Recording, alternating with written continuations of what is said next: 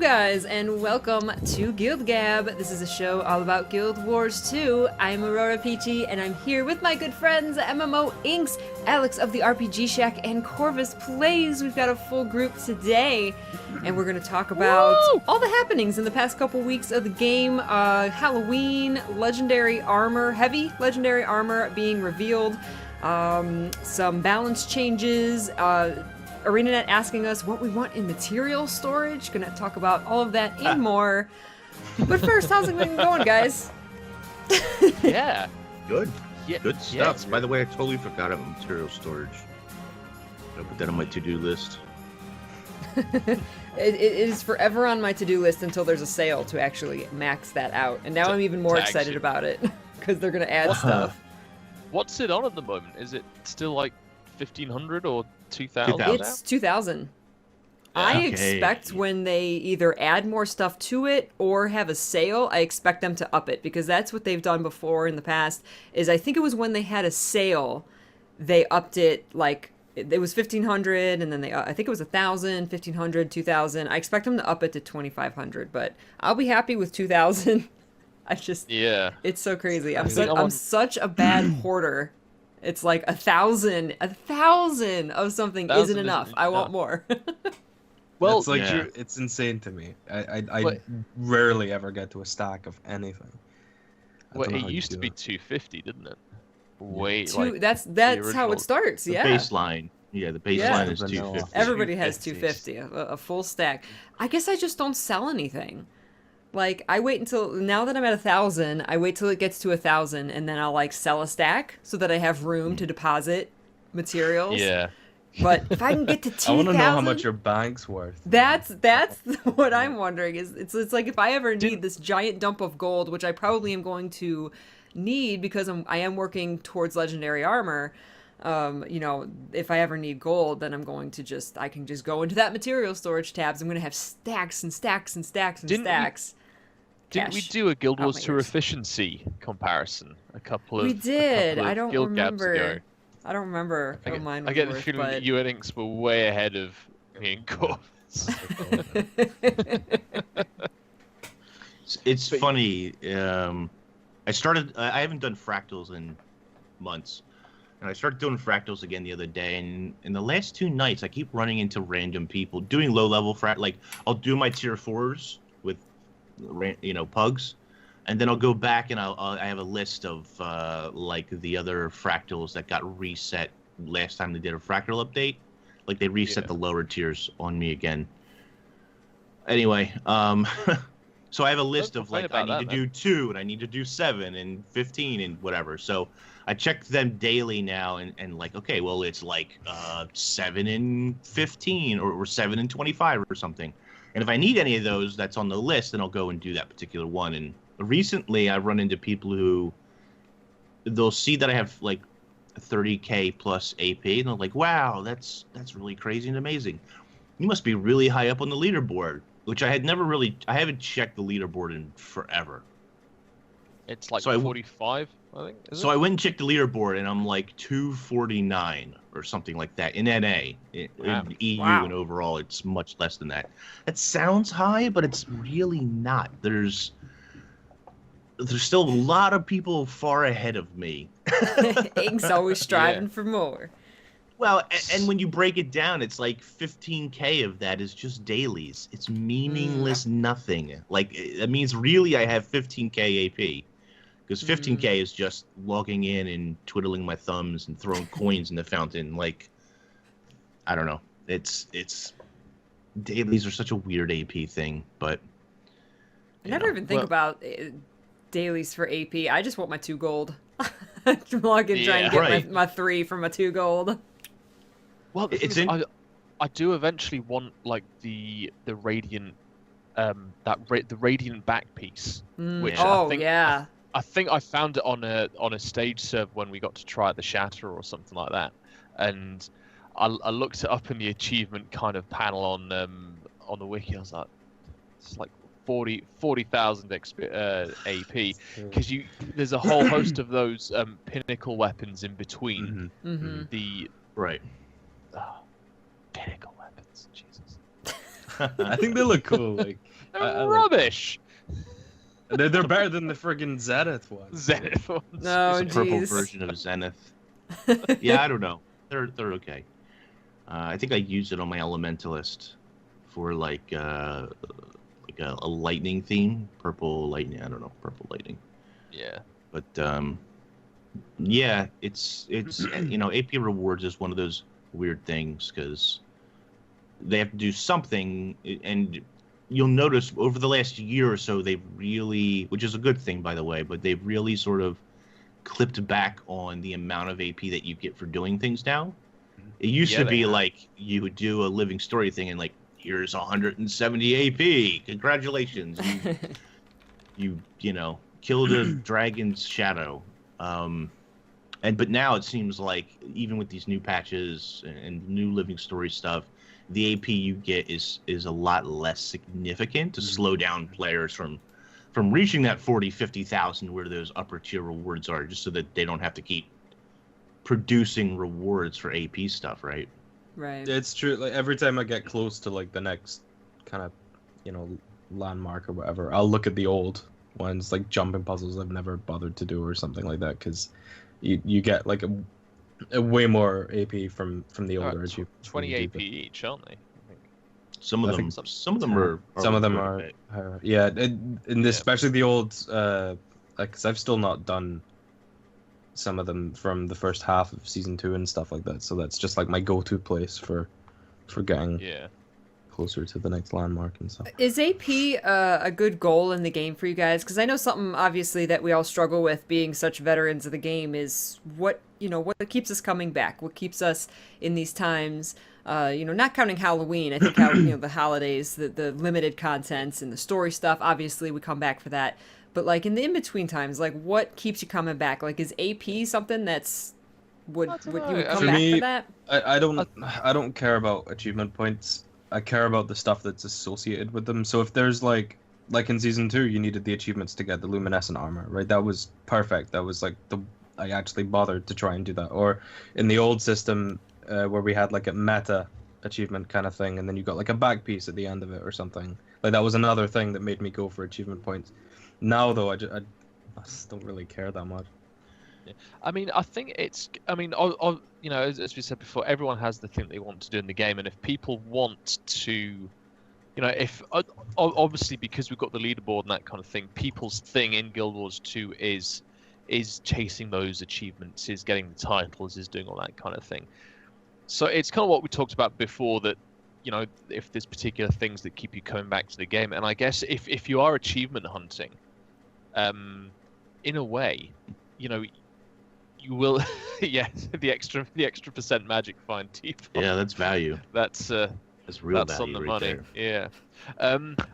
Well, I mean, to be fair, every 5,000 you get 400 or 800 gems, don't you? Depending on how high you get. So I guess there's that as well. 400.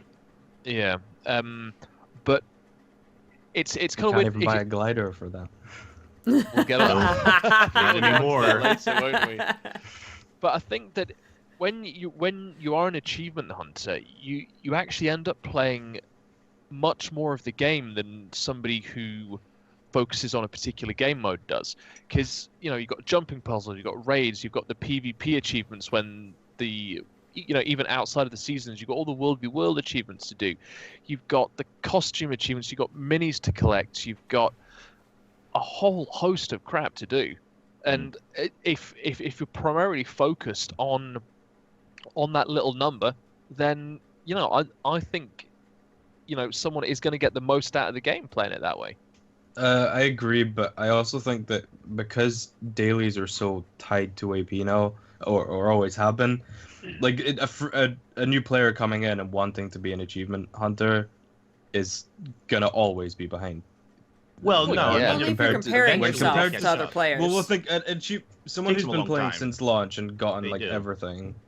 It's gonna. There's such a big gap there where you have to reach the daily cap that it's so off-putting for people, I think. And you've also got 4 years of living world content that you've missed for AP points as well. Season 1 stuff, right. there's a lot of stuff there. So and all the people who have been doing it for 4 years, they're gonna do every achievement that comes out. you know. So like they're always going to be that step ahead until, you know, somehow that content comes back. Well, they should have bought the game when it launched. Yeah, it's their fault. For me, for sure.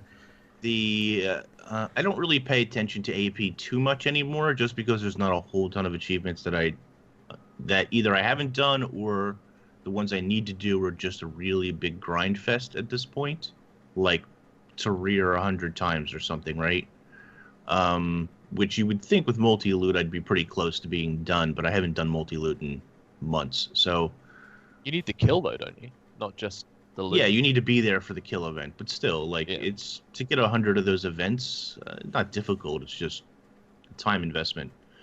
But for example, like the Coliseum, I think I still need like 8 wins, and I fell sort of on the short end of the Pirate, the Revenge of the Capricorn achievements, because those were limited time as well, and they did this whole what I consider to be a mistake release with Coliseum when that was still active, and then you had players fighting amongst each other because, well, you should have got your AP in the first 2 weeks. What the hell was the matter with you?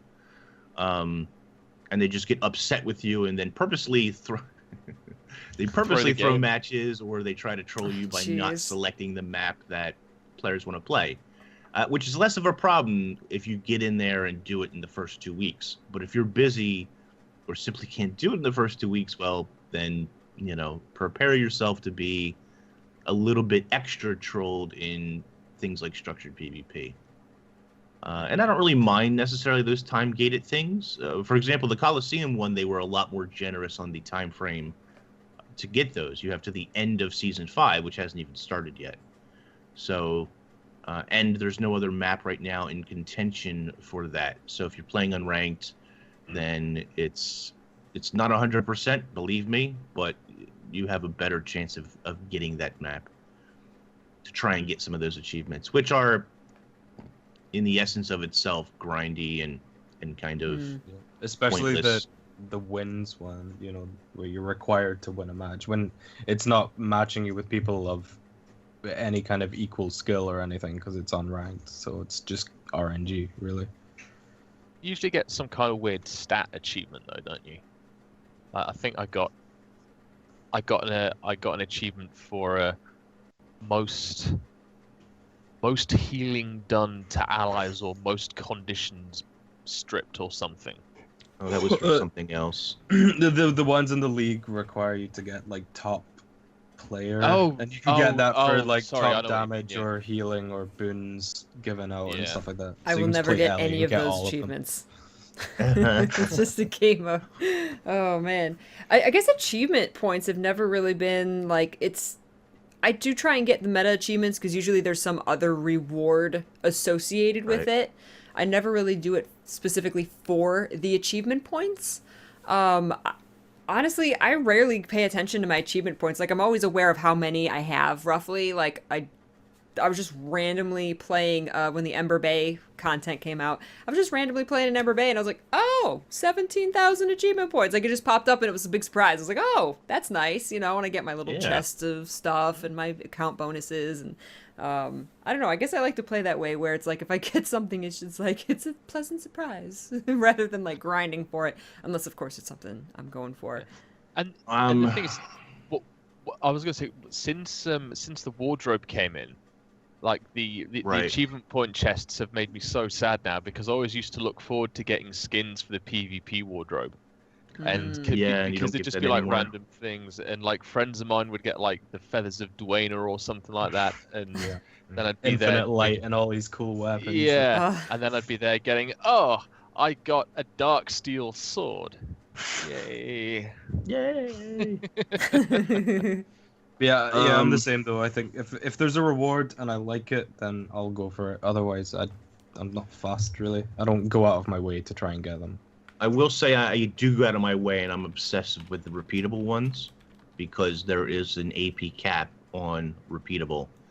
And we're going to talk about Halloween here in a second. And last year, and in previous years, you would have to do like the Lunatic Inquisition, and if you wanted to max AP, you'd have to like successfully, you'd have to gain enough, particular amount of points, or you'd have to gain points in 50 matches. And if each match is taking you 9 to 10 minutes, and I would go out of my way to cap those endless AP ones, like all the time. Winter's Day is another one. Like you have to do the jumping puzzle. So much jumping puzzle. You have to complete the jumping puzzle like 25 times or something. Or it's like 10 jumping puzzles for like 1 AP point, and then you can repeat that 20 times. Yeah, I would sit and do the jumping puzzle 200 times. Hate my life because I'm just stupidly obsessed with, completing those achievements. Wasn't the Dragon Ball the same way? Like you had to play a ridiculous number of matches. Yep. I was just like, no. Yeah, like one of the Dragon Ball ones was, I want to say 1 year it was like 100 interrupts or 50 interrupts. Yeah. So I would get to the point where I'm done all the other achievements for Dragon Ball, like the repeatable ones, and I literally just go into the match not to play, not to win, not to do anything, just to look for interrupt opportunities on players. And so it's like, yes, I got 3 interrupts that game. All right, I'm getting there, which is just ridiculous when you think about it. It sucks as well because so then you're meaningless. holding other people back as well, on your right, team. and then other people are like, oh, look at this jerk. He's not even playing. You jerk. You're just but I guess it's like waiting at the point for this guy to come by and you can sneak him and kick him in the head while he's going by. What a jerk. They'll do that kind of thing just to gate it though, so that people are playing every day or whatever.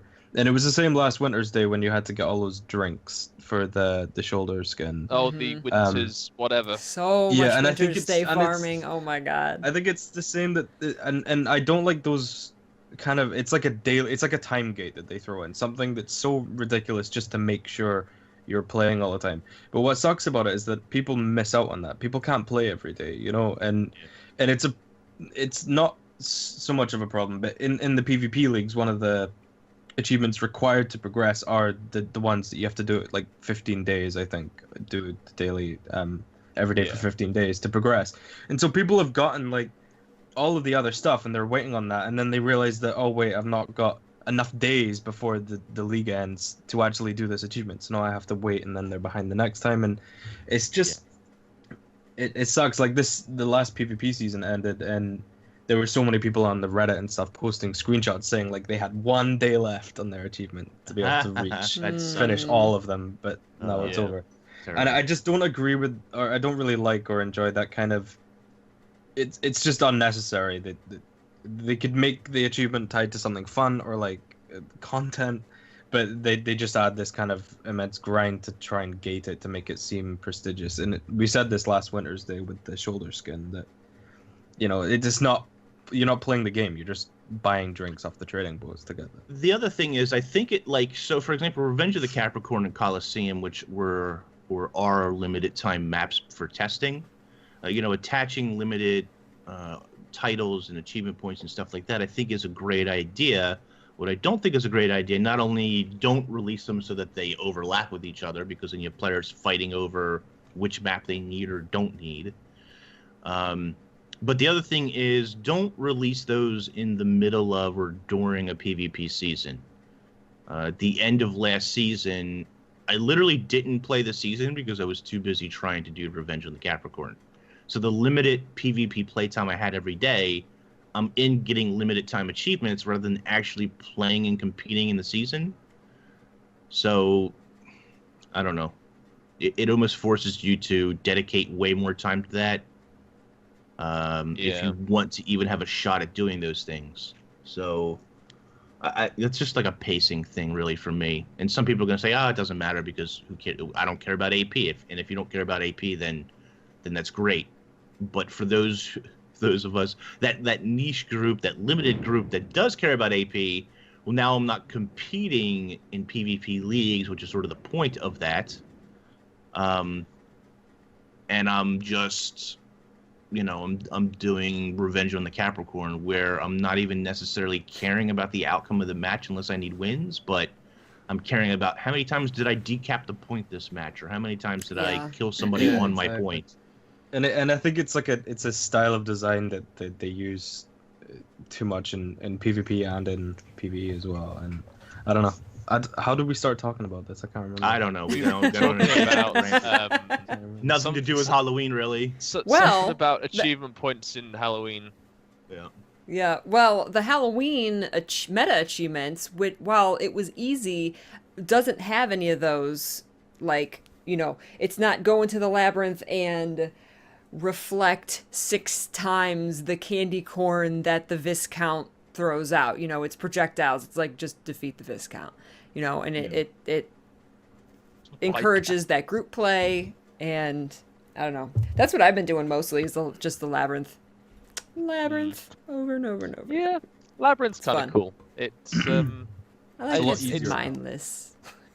You just go in there and zerg. Mo went on and made that announcement that they went through and they re-upped the difficulty on the Lich. On the Lich. Thank you. Yeah. Which was a bit silly to nerf it. I don't know why that. He said they didn't nerf it. They fixed a bug, which and that bug was making it extremely hard. That's what they said. That's what the post said. I know what they said. Spawned with retaliation. That's what they said. Yeah. Something about infinite minions spawning or something. Right. The bigger thing is they removed DR from it. Yes. Yes. So that was huge. I was very shocked that they did that. And you can mindlessly farm it. It's funny. I've had a couple people say, or I've seen some conversations where people are like, "Why are people even doing the labyrinth? Multi-looting is way more profitable," and it is. No DR, man. Profitable, but it's way less stressy than multi-looting. Yeah, you can. The reason people do the labyrinth. There's a couple of reasons why you would want to do the labyrinth. Number one, it's an easy shut your brain off. Yes. Stare at the screen until you drool and just. It's glorious. Collect random orange. Guardian loot stick. Yeah. Guardian loot stick, boys and girls, and the action cam. It's like farming mastery point, mastery XP, and Citadel of Flame. I was gonna say, so like for me it doesn't matter, but for my wife, she's been getting a lot of Quarteria mastery experience this year, which is something that they fixed from last year. So she's been able to work on a number of those tracks just by running around the labyrinth. Yeah. But yeah, here's the thing. Just while we're talking this, now we're at the point where multi-looting and stuff is a thing.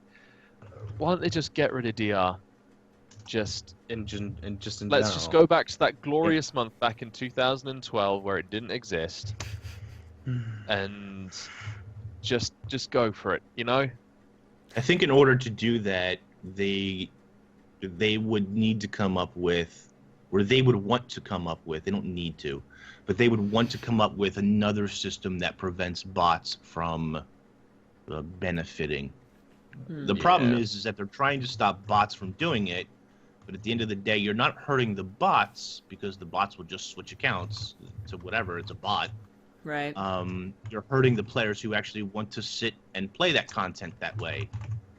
It's like a double-edged sword there, right? It's a bit of a shame because you're hurting the players who actually want to sit, play, and earn loot that way, and you're not really hurting the bots at all because they just switch accounts and go back to their nefarious botting, whatever they do. DR is diminishing returns, Team Winkless. So Divinity's Reach. Divinity's Reach. So the way that diminishing returns works is that it essentially scales down the reward that you get over an extended period of time for doing the same thing over and over and over. So a great way to see how it works without wasting a whole bunch of time is to run Citadel of Flame Path 1 twice. So the first time you'll get 80 dungeon tokens, a whole bunch of XP, and some, what is it, like 60 silver now? I think since they put it back up. Yeah, they put it back up. Yeah. If you run it again, straight afterwards, you get 40 tokens instead of 80. You get very little XP, and you might get 20 silver. And eventually you can keep doing it and doing it and doing it again, and eventually you get like 1 token and 40 copper or something like that. So it's basically a way to kind of encourage players to do other content to get their rewards. It's crap, dude. It doesn't make sense at all. It's just limiting, it's making it harder for people who want to do something, to do what they want to do. It sucks. It happens in loads of places too, that even the map reward system it's like an invisible reward track, and once you cycle through that, all of the map rewards a couple of times, then you stop getting those and stuff like that. It's really crap. I just think it kind of acts against playing the game, and I don't understand it. You're kind of forcing people to do other stuff when they might not want to do other stuff. I don't like it. Yeah, Krell's right. Heart of Thorns, there's no diminishing returns necessarily in Heart of Thorns because of the way that the metas cycle. Yeah, which is a design decision. It's interesting the way they design. It seems like they purposely. I'm sure that they purposely designed it that way. The problem is Corteria. Like they didn't design it that way in Corteria, because DR probably was an afterthought or something when they originally designed it. So you often can get hit, especially if you're in Ore. Ore was a popular place to run. Yeah. And do trains and such, and diminishing returns was something you would run into a lot out there. Yeah. But just take it back, yes. So it's pretty good that we don't get it in the Labyrinth this year, because we've got some new stuff that drops from the Halloween bags. Yeah. So we've got a we've got a very sexy infusion. We've got some pets. Do the pets drop from the bags? Not the Raven, but the other ones do. Yeah. Yeah, Charles the skeleton and the Wyvern. The cat. No, the Griffin. And the Gargoyle. No, not the cat. The cat doesn't... I thought the cat does drop from the mini cat. No. Inks did a whole video on this. Oh my god. Yeah, so the mini cat... Well, there is no mini cat yet. Not in the gift store, not anywhere. You can get a cat in a hat for your home instance. But it was. I thought it was a mini, or I think maybe I saw that. So it was data mined. I think that shaman data mined the miniature version of the familiar, but he doesn't drop from bags.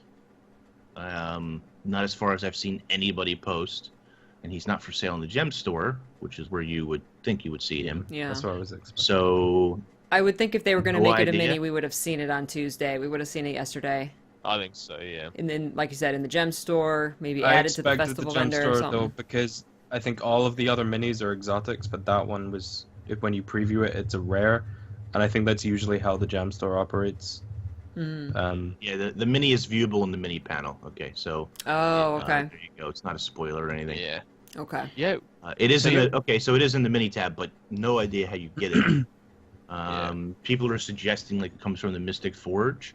Oh, possible. Yeah, that could be. But I haven't seen anybody post about. They've done it before. Like in 2012, you got Chainsaw the Skeleton from the Mystic Forge.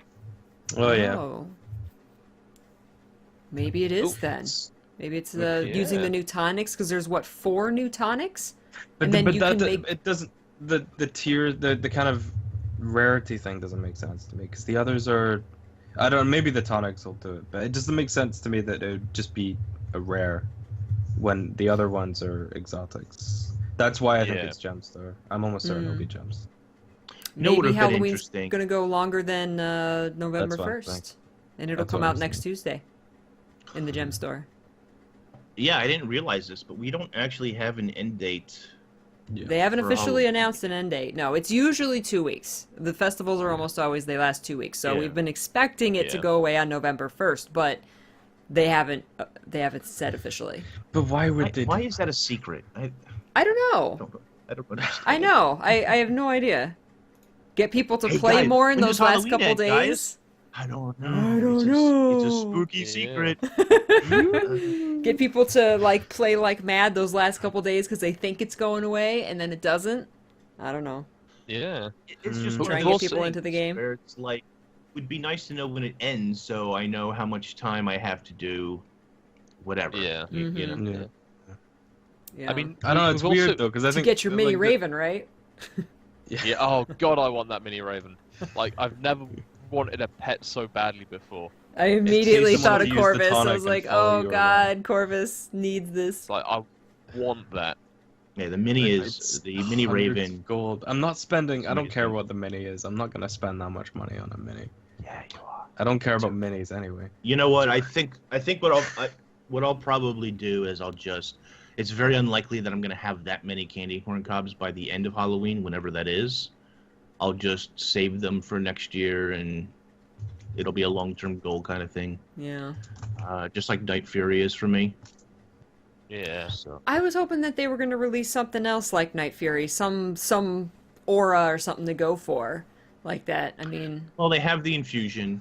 Yeah, but that's just a random drop. That's not something that you work towards. Or if you've got like 3,000 gold to throw away or something. Right. Like, yeah. it's No, not a I reward. no, I I don't count that as a list of rewards from this year's Halloween. Right. Exactly. It's just like 3 people are gonna get it. Like it's not. It applies to a very small percentage of the entire player base. Yeah. You know, I just don't think it's worth. I want something. I loved how they did Winter's Day. It was a collection. You could easily see what you needed to do. You actually had to play the different activities. I loved it. I loved it. I was hoping for something like that for Halloween, and because there's not one, that makes me scared that there's not going to be another one for Winter's Day, which I was hoping for. Because I had a blast going for Winter's Presents last year. Yeah. Here's the thing. Why isn't Mad Memoirs back? Because we've now got. There's a lot of events that didn't come back this year. Because we've got. This is the worst Halloween we've ever had in Guild Wars 2. Ooh. I agree. I can't argue with you. Yeah. And for a couple of reasons. Number one, they fixed the jumping puzzle reward for the first time that you complete it, which is nice. That needed to be fixed. They fixed the labyrinth, which is another feather in their cap. But we lost the Lunatic Inquisition this year. We haven't seen a new story step in 2 years. We haven't seen Reaper's Rumble since 2012. We haven't seen Mad Memoirs since 2012. That was only the first time, yeah. And we talked a little bit pre-stream, and I've talked with other people about this as well. And my guess would be is that a number of that content or pieces of that content broke, just like SAB broke with the recoding or whatever they did with Heart of Thorns to sort of change the engine a bit. And so my guess would be is that somebody has to sit down and fix all that stuff, and there just isn't time and resources for that. You've got a group working on a new expansion. You've got another group trying to keep Living Story up to date. You've got a raid team group. You've got a Fractals group. There's World group. They've got enough devs to make these weird current events every couple weeks and new items and things out in the world. That's what I was expecting. I was expecting some kind of current event like thing for Halloween. Yeah, and I mean, it's a current event. Halloween's happening now, you know, it's right. They should have been part of that team or something that worked on it. Even if it's just a new activity or something, just add some cobwebs to that weird basket brawl thing that they did or something. Right. Just, they could have done something new easily. But they didn't. So, I don't know. I wonder, like, what does this mean for Winter's Day? That's why I'm should scared. we really expect? I mean, Winter's Day will probably just be the same as last year. Yeah. That's what I'm expecting. And don't get me wrong, I do understand that when it comes to MMO RPGs in general, whether you play World of Warcraft or Rift or SWTOR, whatever MMORPG has holidays, that holiday content gets repeated year after year after year, and then every once in a while they add new rewards, and every once in a while they add a new little thing to do. But Guild Wars 2 is Guild Wars in general is always good for holidays. Right, yeah. And so the disappointing thing here is that not only did we not get anything new, other than rewards, because we did get new rewards to get, yeah, but we actually lost content from last year. So, you know, that leaves a sour taste in people's mouths when, you know, it's like, yeah, you get to farm the Labyrinth, which is super awesome and cool, but there's no Lunatic Inquisition, and you haven't fixed any of the other old story steps. You can't even do the Prince's story step anymore. Joe, I honestly don't care about that. Prince Thorn is a rubbish character. Well, he is. He's crap. King He's like Thorn or Prince Edric? Prince Edric. Prince. Oh yeah, Prince Edric. It's like somebody got into Corvus's music collection from when he was 15 years old. Wow.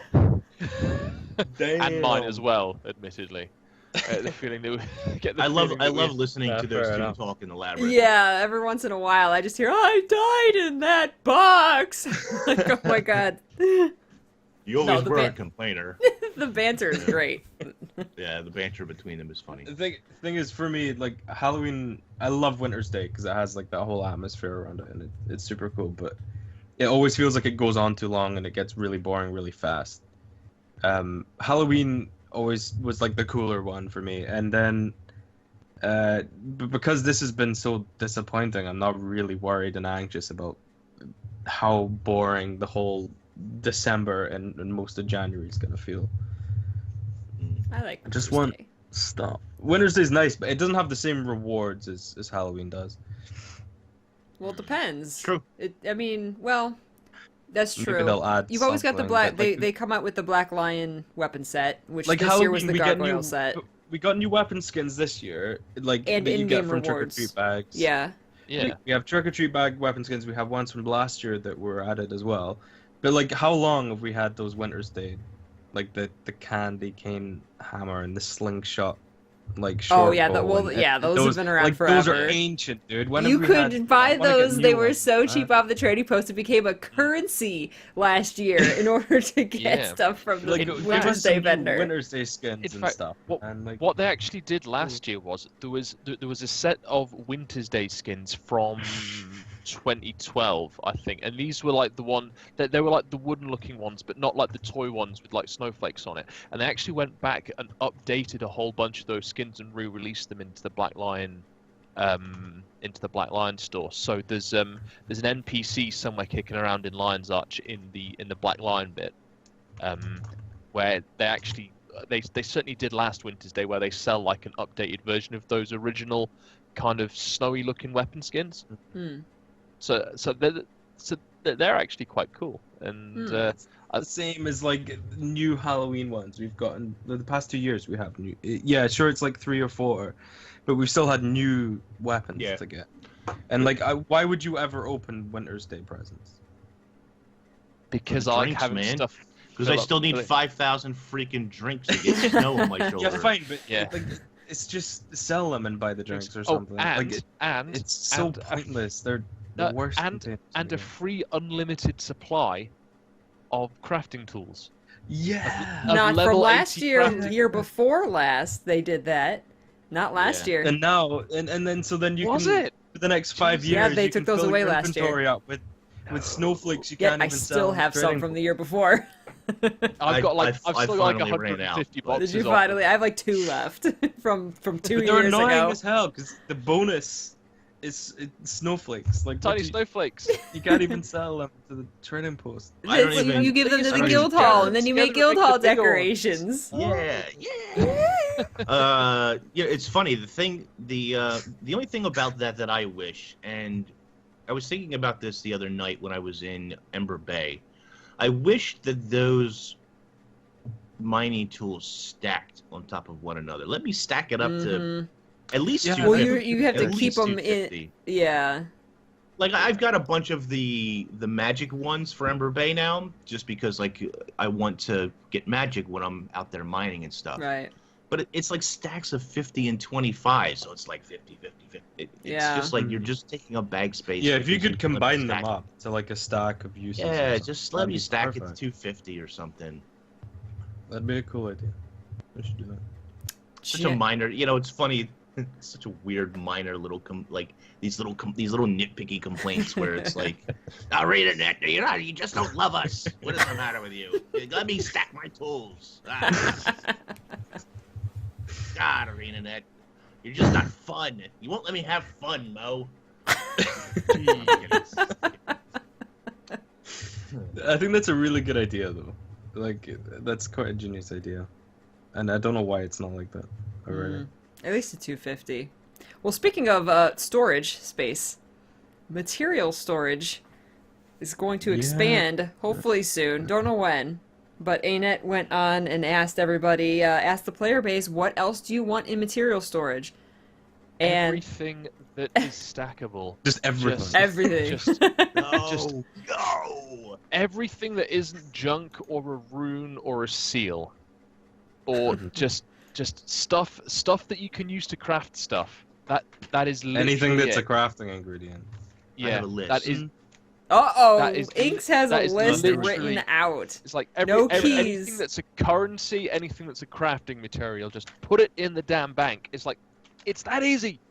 Yeah, First but of all, I have to say that this is going to be a side pet project that Lindsay is going to launch. Unfortunately, she got pulled off to other teams, and so she's busy with Living World stuff. But she did put down like a couple of ground rules for what will and what will not be included, and she did say like blade shards definitely getting a spot. Yes, blade shards, which is fantastic. There's no key, no currency, no keys. So my thing is like, why aren't keys just currency? Just put that in my wallet? Because so you're asking, you don't want keys to go in the wallet, you want keys to be considered a currency. I want it to go into the wallet, basically. Why am I carrying around like 7 different keys? Yeah. It's not like I can do anything with the key. I can't break the key down and like have little key parts. I'm just trying to think of. I'm sure that there's something I'm missing where it's like, no, that doesn't work, Inks, because X reason. I mean, it comes down to bloat, right? That list is already long. You're gonna make it infinitely longer, but at the same time, they keep making new currencies for us to collect. So it's like bloody, blood rubies or whatever they're called from blood rubies and petrified stumps need to go in crafting storage. Yeah, they're crafting materials. They're currency as well, but they're more of a. You can salvage them. Yeah, they're more of that needs to go in crafting storage. You can't which is why you can't put it in the wallet, right? Yeah. What did I do with that list? I did make a list. But stuff like bandit chest keys and stuff like that. I have no idea why that's not in the wallet. People have stacks and stacks of keys for silver wastes and stuff. Right. See, I think it's because you earn, by playing maps, you earn the currency that goes into the wallet, or by playing dungeons, that's a currency. You use that to buy items. You don't earn keys simply by playing the map. You have to go and buy them with currency. And then you go and use them. You don't go to a vendor to cash in your keys. You go into the map, into the world, and use the keys. That's the difference. You don't buy stuff with keys. You just use the keys. Right. It's an item that you consume. It's not something that you buy from a vendor. I think that's the difference. Now, I'm not saying that means they should be in your inventory. I think we need a key ring. I think we need you open your inventory in the bottom left-hand corner, there's a little icon that you click, and there's your wallet. There needs to be a little icon that's a key ring. You click that, and there's all your keys. 1,000 gems. Make it work. You can have a I would pay. Well, see, that's the thing. It's like if they made you pay gems for the key ring, which I think they will.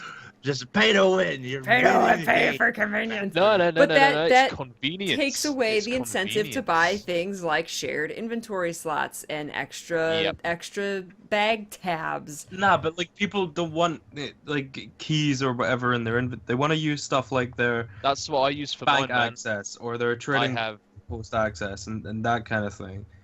Or their portal scrolls or whatever. But then it's the same thing that you keep going. They don't Tonics, toys. I mean, I literally have an entire row in my inventory that's nothing but toys on me at all times. Now maybe that's stupid, but I do. And I would love there to be somewhere for me to put them besides my inventory. We need a. I don't know if there's enough keys in the game to warrant a key ring. We have dry top silver wastes, the 4 Heart of Thorns maps. That's it. You're right. That's fair. Six things for a whole UI section. Inventory slots that are constantly full of crap. It's not so much the. Well, then make them bounce the account then, because like you know how like, you can go to a vendor, and buy stuff, but even though that stuff's in the bank, like you can use carcass shells or yes. whatever, even though that's the change that I no want to matter where see. they are on your character, yes, you can just use them up. I think that would be an easier fix, and it makes more sense than having a whole section of the UI for exactly. That's my problem. That's why I have a dedicated Silver Waste character that never leaves the Silver Waste, because you get so much crap that you can only use in the Silver Wastes that if I keep switching characters, then that stuff is all over every character on my account. So I have a dedicated character so that if I need something, she has all the Silver Waste stuff. She has all the keys and all the parts of the organs and yeah. That's the point. That's something we forgot. A tonic cupboard, toy box, something like that. Toy box, tonics, which I think could work. I think they could put a toy box tab in that works just like finishers. That way, if you have, not only does it store the endless version, like the finisher version, but let's say, like right now you're getting Mad King finishers, right? You're getting scarecrows and pumpkins, whatever, which I have like 20,000 of each. But if you had the non-endless version of a tonic, you could just click away, and it will store up 250 of them, and then when you open that tab, you can either click on your toy, click on your carpet, the floaty mirror, or you can click on a tonic wherever you are in the world. Just pull that up. I think that would be, I think that's a side project, but I think that would be fantastic. That could also be an expansion feature seller. You know what I mean? Like toy box in the new expansion. But I just have a quick little list of a couple of things, and I've got blade shards, legendary insights, amalgamated gemstones, reclaimed metal plates, bloodstone rubies, petrified wood, badges of tribute, shimmering crystal, tenebra crystal, vision crystals, both kinds, doubloons, milling basin, a lot of scribing stuff, shovels maybe. And then, like, I really need to sit down and go through all the scribing materials and sort of compare what kind of material storage do we have. A lot of scribing stuff. You got to be careful, because you can't over bloat material storage. I've already listed off like 15 items or something already, right? You don't want to over bloat material storage necessarily. Well, at the same I think time, to some extent you do, because like this, like material storage is supposed to store materials, and I think that if you've not been given the capacity to store materials in material storage, they're missing a trick there. But didn't they say that they weren't going to add stuff like you make a sword hilt? They're not going to deposit that in material. No, I don't think that should be. For the same reason, I think scribing, a lot of the scribing stuff would fall under the same kind of category. It does.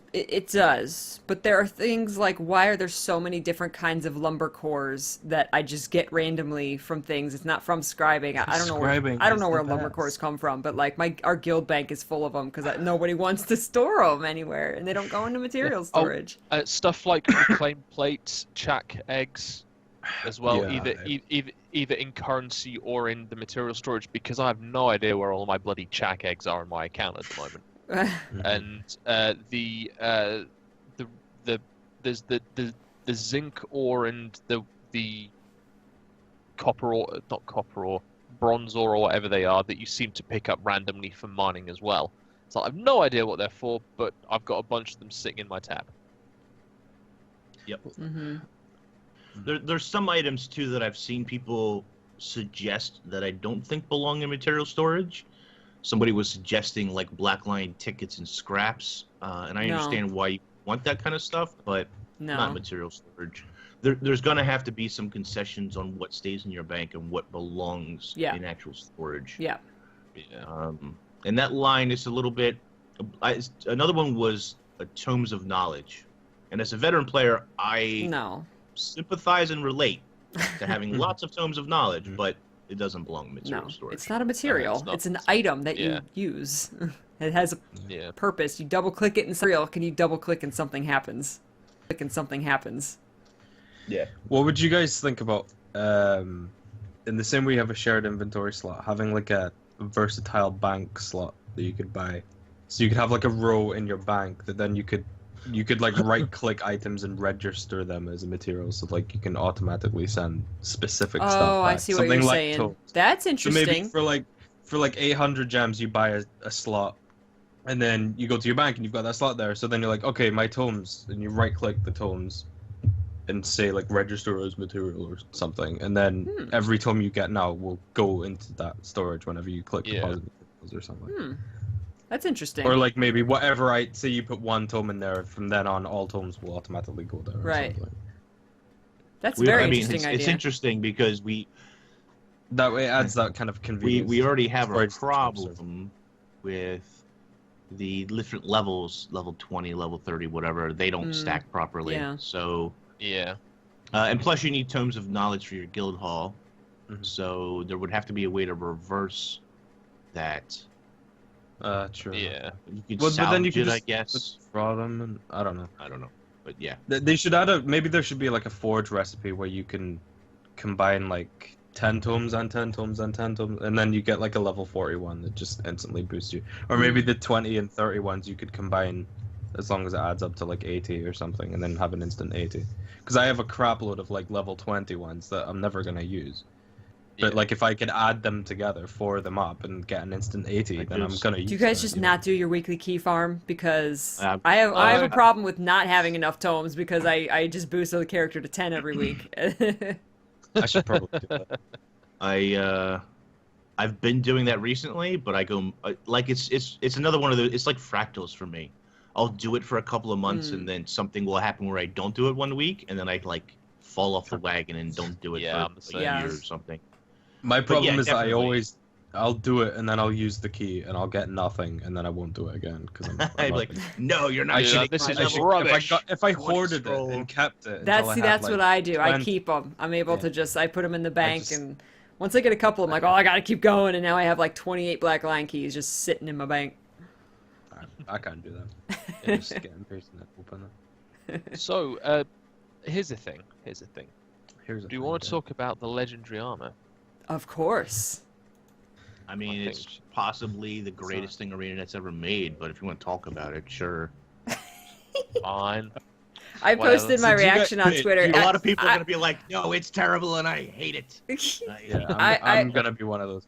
I was in the middle of an Alien Isolation stream, and somebody came in chat and linked. They said they've released, they've shown heavy legendary armors. Like, stop the presses.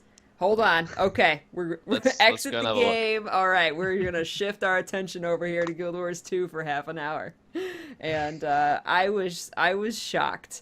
It was not what I was expecting, at all. No. As far as the animated armor, I actually have a it was. Video here. I mean, there was a thing that came out that Mike said a while back that the heavy one is pretty much finished. And the light and medium sets are a little way off yet. Yeah. That's why they've shown the heavy, and I think it's kind of pretty cool. Like, at least what it does, like kind of like the little bits come out. It's very sort of. I think a lot of people have been saying it looks quite Iron Man-y with the transforming with the little bits coming out and it does. What have you. It's like no shine to it though. No kind of like aura. Very little. Or There's a like little that. bit in the chest. A little bit tiny You're seeing on bits, stream right now. It's just very, very. See, minor. now that was my biggest. I was expecting auras and particle effects, and I was expecting you to basically be this giant ball of like lightning confetti. I'm sorry, guys. I apologize. I apologize to the stream. I didn't know that video was playing. It's not supposed to. Did you just start looking at just blasted the legendary video? I blasted everybody's eardrums. It was not supposed to have any audio. I was expecting particle effects and everything, and I give them a lot of credit for making it something that hasn't been done before with animated armor. So I do give them a lot of credit for that. But I remember, I think it was before Heart of Thorns or something, where they were replying to some comment, or someone said something, I can't remember. And then they said that, I think that they said back then that they wanted to leave the kind of heavy particle stuff to the weapons and do something different with the armor, rather than just making your character just like a blinding light. And I think around then they did say something about how it would change when you enter combat as well, Right. as far as I remember. So I kind of went in basically expecting this kind of thing, and I quite like it. It reminds me quite a lot of the Guild Wars 1 armor, I think. The way it looks, how kind of simple and traditional and kind of, I mean, before it starts animating, it's kind of realistic armor, you know, like it looks like a suit of armor. And then obviously it moves and stuff like that. And so I really like it for that kind of, I don't know, that theme, that aesthetic or whatever, at least for the heavy stuff. And the animated side of it, that's making me excited to see what the light armor is going to be like. And it looked cool on the heavy, but to me, it kind of, considering how much work you're putting into making a legendary, you want to show it off, and it looks to me like something that isn't going to be that noticeable if you see somebody I agree. walking around with it. And that's like where my disappointment is with it. But apart, I think for like, I would use it on my character because my character would look cool, but considering all legendaries in Guild Wars 2 up until this point have been things you want to show off. And that are very obvious, like you said, like, you know, when someone's swinging around Twilight, you notice it. Exactly. And so like now this, I think you could see it, but it's just not as intense as it maybe could have been, but I'm not sure. I get asked all the time about the experimental envoy armor. Like, what armor set is that? How do I get that armor set? So I get asked all the time. So I think legendary armor will definitely still have that effect. I don't even know what that looks like. Hang on, I need to. It's terrible. It's the heavy version. It's terrible. You're terrible. I hate the experimental stuff is awful. I don't like light. Medium was actually my favorite. The waist trench coat is attached to the chest, so the legs and boots and gloves, the boots and cats. I actually liked on the medium, but I hate the trench coat. I hate the butt cape. The light armor. The light armor rigid poof butt balloon out like skirt thing. Oh man, I hate it. Not a fan. But I like the heavy. I like the heavy legendary. I'm a very big particle person, but I'm actually kind of like that it doesn't have an overwhelming particle effect. I like it too. I just want it to be something that I could show off, even if it like went back to normal when you were in combat, but maybe just the transition could be a bit more. Could intense. Have some shine or something with the transition. Maybe some glow around you, and then it goes away, and then it's just how it looks normally. Like you know, like everything's spiky, but there's no particles. But just the transition should maybe be a bit more. Whoa, cool! That guy's just went. At least for the heavy, I think they want you to see the Iron Man effect. You know that the close-up shot in the movie where you see the gears and everything spin around his hand, and I'm Iron Man. You know, the close-up shot in the movie where it's like. In real life, you would have just, like, the Hulk would have smashed your face in while you're waiting for the gears to spin and everything. But anyway. It's the Sailor Moon effect. While they're transforming, nothing can happen. Yeah. Nothing. Time out, guys. Time out. Transform into my armor. It's like any. Okay, it's like I'm ready. It's like any Final Fantasy game ever where they ramp up before doing the attack. Yeah. What do you guys think? It's obviously going to have stat swapping, but do you guys think there'll be any other functionality apart from stat swapping? What, like rune swapping? Like, that's anything the question. else? It's a little bit. So I don't know whether or not it's a bit OP to have rune swapping in there as well, but legendary runes just seem like a complete kind of Mickey take. Yeah, no. I think that's to have them in the game. So yeah, the 3 rune thing is when you wear 6 runes, I think 3 of them give you an actual bonus, and the other 3 give you stat boosts. And so if they took the stats off the runes, it would mean you could mix and match a lot more, and you'd get like, oh, I want to use this rune because it's got this bonus, rather than I can't use that because it's like healing power or something. And that way, so you get 3 runes, like a minor, major, and a superior, and then you can just mix and match and get all these cool little bonuses that you want without being restricted in the stats that you have. And so then, I just think that would help improve the whole thing. Because it's cool to get armor that you can change stats on with the legendary stuff, but changing runes, buy our upgrade extractors and stuff like that, or whatever, like it just seems a bit. You're wasting gold every time you change runes. It's just Yeah. They need to revamp it a bit. I mean, if they just incorporate the runes into the legendary armor, so you can just choose one of whatever rune. Mm. But then you're gonna hear people say, "But what about my legendary sword and my back piece?" I heard a cool idea. I heard a cool idea of someone saying that if you apply a rune to it, it will forever be in there, and then you can swap to that. It like eats it almost, and then you can swap to that rune. That's a good idea. To be honest, that'd be cool just because it would boost the economy in terms of there's some runes that basically are just worth nothing. But if you then add that collection, people are gonna be like, oh, like this one and that one and that one and that one, because maybe in the future it'll be useful, or I just want to complete all the runes. You know, then. But then again, it's that risk of, well, once everyone's got it, then it's gonna be worth nothing. I'm a step ahead of you because unless it's like damage to Jotun, I have all the runes. So I'm ready. You're ready. You're ready for. But yeah, no, it actually wouldn't. I don't think it would go crazy affecting the economy, because unless they also added it to legendary weapons, which I think they probably would have to do then if they had the technology, because not everybody's going to have legendary armor. Right. Yeah, no, like a really small percentage of people are actually have. And to be fair, like 90% of people need to buy scholar runes anyway, and that's it. And then you're done forever. And that's job done. But this is why I think the rune thing should change, because there's so many runes that I'll never use because it's pointless. Like primarily healing power absolutely. or boosts or whatever else. Runes. Like I'm never gonna use that, but the bonus sounds cool as hell.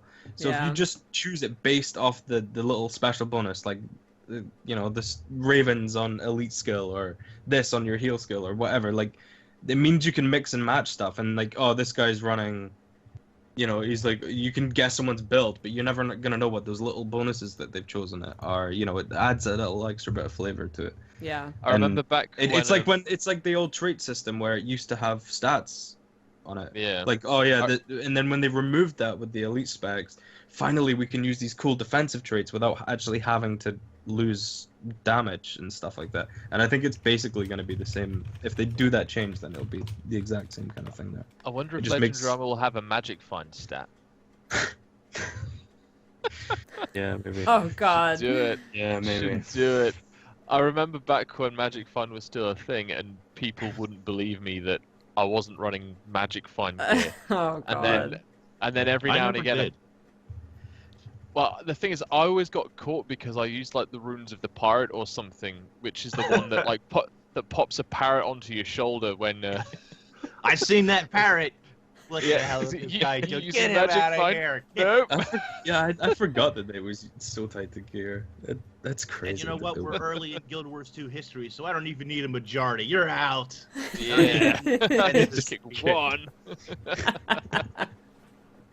Damn. But it would be cool. I mean, in all seriousness, I think something a little bit special for like legendary armor, maybe like a kind of like a daft stat set, like something like that you could only get on legendary armor. Yeah. But it doesn't really mean anything. That is like completely useless. Yeah, but they add up all the stats that you would normally get and apply it to like one thing, like healing. Yeah. That'd be good. Like plus 3,000 healing, but no other stats at all. Yeah. Oh, here's the thing. I mean, I assume there's going to be stuff like vipers and minstrels and all that kind of stuff that comes into legendary armor as well. It would be a huge backlash if they didn't. Heart of Thorns. Oh yeah, it'll be every stat set. Yeah. Viper strong. So real quick, I don't want to talk about this too terribly long. But with the balance changes that came, what was the biggest thing, if anything, that the balance change affected for your personal playstyle or your favorite class? Stop. Corvus is literally dead. No. Necro is dead. You're dead forever. We're used to it. We had like 3.5 years of it. They enjoyed their time in the sun. Yeah, I hope you enjoyed that 1 year of holiday. Now removed your class from raids. I don't raid, so it really doesn't affect. Doesn't matter. I don't care. So that's all. That's all the input. I want them to stop messing with Celestial Avatar. Every single It used to time. be like a shrub. Now it's crap, and now we've nerfed that. It used to be good. It used It was to be just a really rip-off good. neck. Be real at first. Oh, whatever. It was just a rip-off Deshra. Necros were a rip-off Celestial Avatar.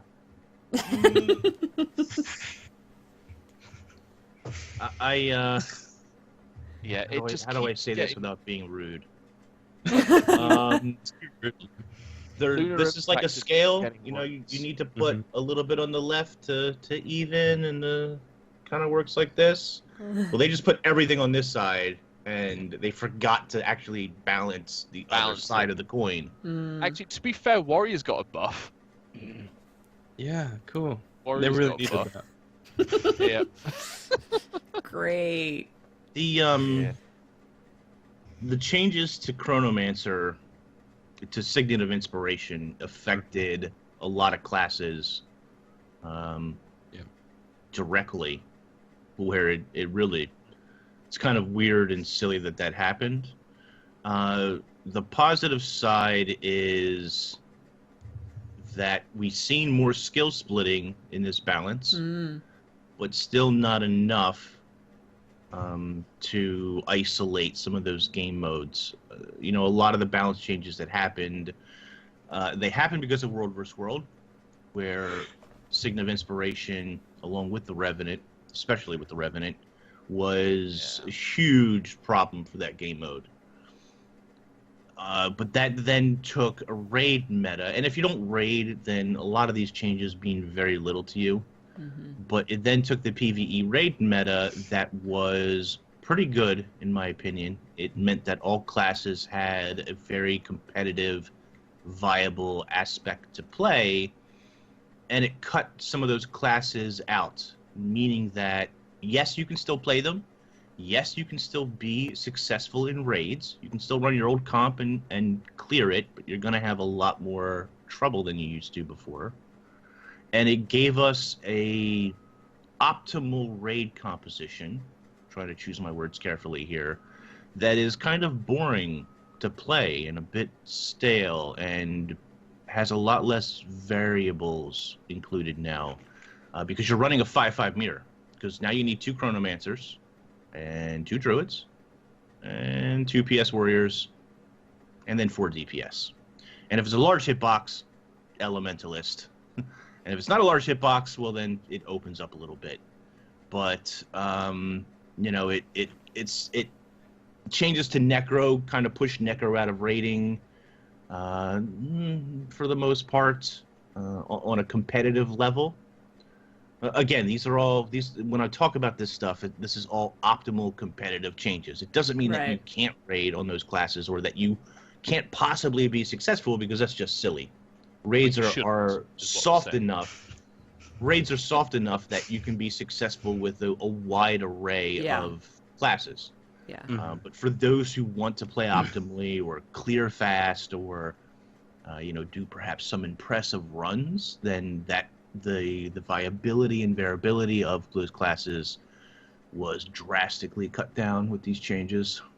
Yeah, like so some of the Ranger Druid changes is just base reduce healing on some skills by what 35%. Basically, because I drew it in raids as well, and it basically just makes it so that you can't berserker. You can't have a druid that's going to heal everybody with berserker gear. You have to have some kind of healing gear on.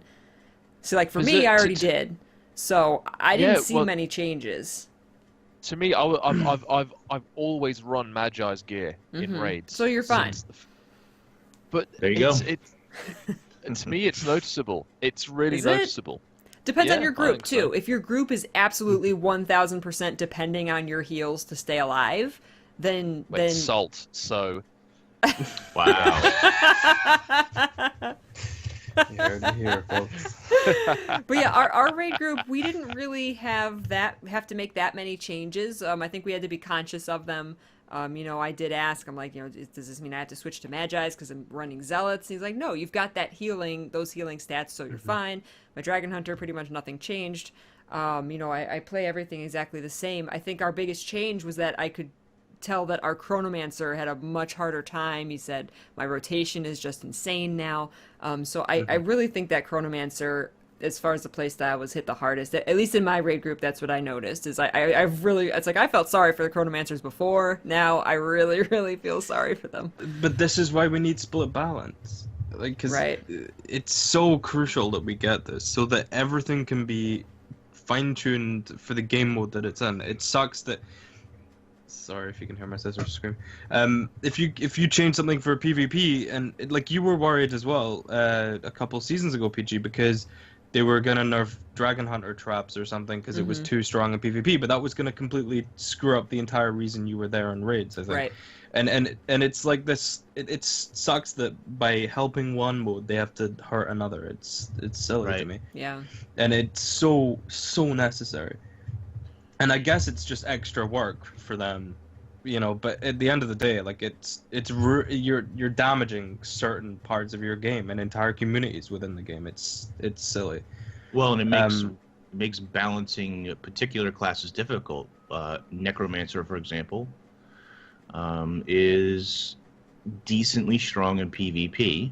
So if you start giving it damage boosts in PvE, that really affects the dynamic that already exists in PvP. And same is definitely true for Revenant, who is weaker now in structured PvP after the nerfs from this last round. But, you can't boost Revenant's DPS in PvE because then it becomes a real problem in the other two game modes. And even though we have seen some skill splitting, even though we have seen some splitting in general, ArenaNet hasn't shown, like I said, they're getting a little bit better, a little bit more bold with that splitting, but there's still a long way to go for some of that split. And I understand why they're hesitant to do these splits, because then it means that when you jump from game mode to game mode, then it's like, well, wait a minute, why doesn't my class work the way it does anymore? My counter argument to that is you're probably not playing the same builds anyway, and so you're going to need to relearn how to play a particular class in that game mode. And so I don't think skill splitting is as big a deal or as big a learning curve as maybe some people anticipate that it is. For example, the way that I play my Revenant in raids, even now, is very different than the way that I would play Revenant in World vs. World or in structured PvP. The play style is different, and even the skills and abilities I use are different enough that you need to adjust your play style to that mode. So, I don't know. Also, I don't think there's a game in the world that has like a single player or a multiplayer or any kind of split between even other MMOs. Everyone has a split balance so that they can kind of nurture and properly look after the kind of PvP and the PvE and make it because it's, I don't know, it's just crazy to me that it's taken this long to even see any kind of split balance, and it maybe they are working on it or something, but to have no kind of word or anything properly on it coming out when the community is just like screaming for it, I don't know, it sucks. I also don't like the way they balance. It feels like whenever anything gets kind of good or strong or interesting to play, it just gets crushed like with a hammer to the point. Like if something's like OP, then like the next balance patch is gonna make it useless basically. And I really don't like that whole crush things and then one emerges as good and then you crush, like, why didn't you just leave that how it is, and if people are enjoying playing it and it's good, and just bring the other stuff up to the same level and make it never feels like a balance. They're just knocking the scales and taking it in turns, slamming between one extreme to another extreme, rather than like you look at other games where there's a balance patch and it's like really minute changes, tiny things to tweak it to make it reach that kind of even. But now it's just like, slam that down, right? This is ridiculously strong. Slam that down. You have a little it's minion like whack-a-mole right there. Let me just shave that. Oh, wait a minute. Smash! Oh, there we go. I fixed your minion problem. You're welcome. Thanks, dude. And I don't know. Then the nerfs are too strong and the buffs are too strong. They need to get balance. It's like they do the exact opposite of the word. Somebody asked a question about mirror. Does playing the mirror comp make it easier for your group? Yes, I think so. I would say it does, as long as you can find players who are good at filling those roles. This also puts in a weird spot, especially for pugs. It puts pugs in a weird position now where they are going to wait for 2 chronomancers. They're going to wait for 2 PS warriors. They're going to wait for 2 druids, which is something that ArenaNet said they didn't want you to do, even though it sort of has existed for a long time now. Like, you had to wait for a chronomancer because you want them to they don't have to. There's a lot, you could take a druid and he could tank, really, but chronomancer was the most efficient at doing so, and so groups would wait for that spot to be filled. And now those groups will wait twice as long to fill double slots. And it also means that it creates a larger bias on classes, which, pugs tend to follow the meta in a sort of way.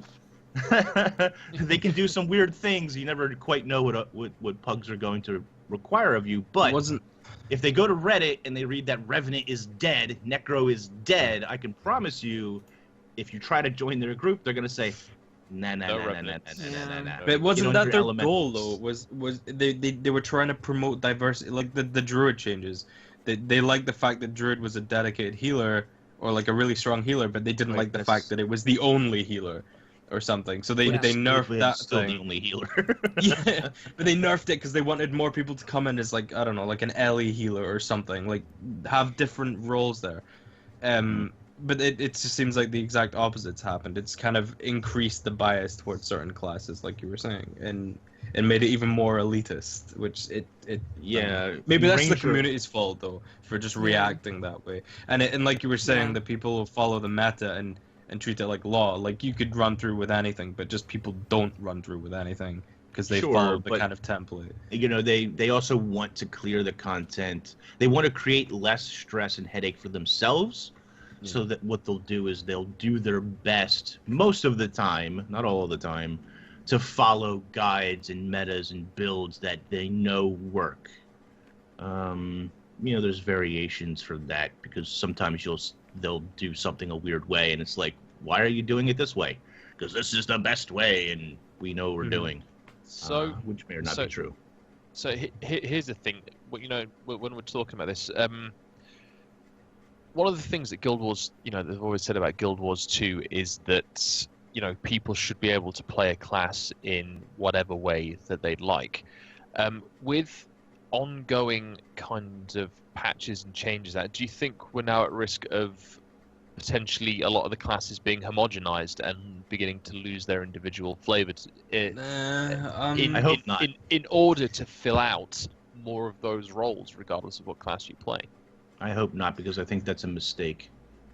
Well, I don't think we're at that much risk of that, to be honest, because everyone knows how versatile each class is. Like you can run like a super high damage ranger in PvP. Like, people still run that kind of thing, but you can also be a tank, bunkery kind of healer, druid if you want. Like, and there's always options, I think, and I don't think we're at any real risk of it all blurring together. And I think there is still a strong identity for each class.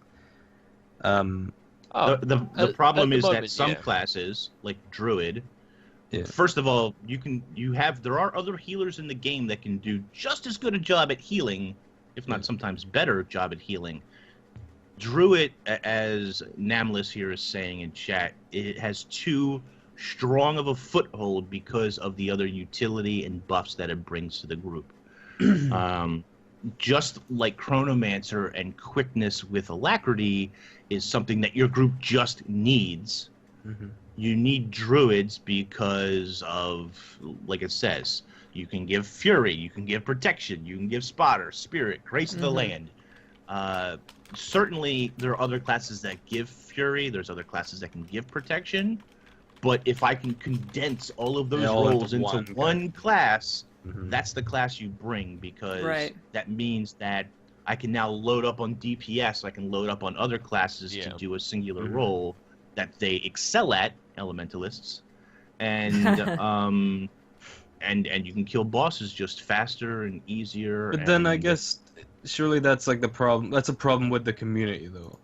Like the ArenaNet have built the classes where you can use different stuff, but just as a rule, that the community in pugs or whatever have kind of decided that you wouldn't use it. Like, remember when freaking Ventari was revealed for Revenant, and it was like, whoa, we've got our first proper healer. Like, who runs Ventari properly, dude? Like nobody. In any game. I've seen it done. Sure. Like, you don't see that in PvP. I don't think you've ever seen that in PvP. And in raids, everyone just runs druids. So I've never seen it as a primary healer. Never seen it as primary. I've seen it as backup. You've never raided with Brazil. No, no, that's where I've seen it actually. I have seen Brazil run Ventari, but like I say, not as a primary healing. Mm-hmm. We're not going. We've never said Brazil's going to be healing today on his Ventari Revenant. But anyway, we've talked quite extensively, I think, on this, and to death, no matter which video or podcast you listen to. Yeah. Rating is going to continue to be a topic for a long time, and any changes to rating will impact that community. Here's the good news that you should take away from all of this. That if you were playing a build before, that build and those compositions will still work. You might just have to work a little bit harder in order to get those kills. If you were getting borderline kills before, you're going to really need to fine-tune your strategy just a little bit in order to see the same success. So, you don't have to play the way they're telling you to play, but you do need to take into consideration there's a reason that they use the classes that they use and go after the buffs that they go after. Mm-hmm. Mm-hmm. Yeah. Well said.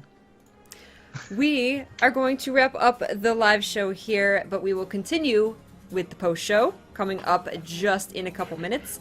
So thank you guys so much for watching, whether you're watching this live on Twitch or watching the VOD on YouTube. Thank you so much. Go down into the description or right here in the chat and follow us all on YouTube. We all make Guild Wars 2 content. Hope you guys have an awesome day. Hope you enjoyed the show. Make sure to tune in next time. Follow me on Twitter for announcements when the next GuildGab is going to be. Take care, guys, and have fun in-game. Bye! Thanks for watching. Bye! And faster.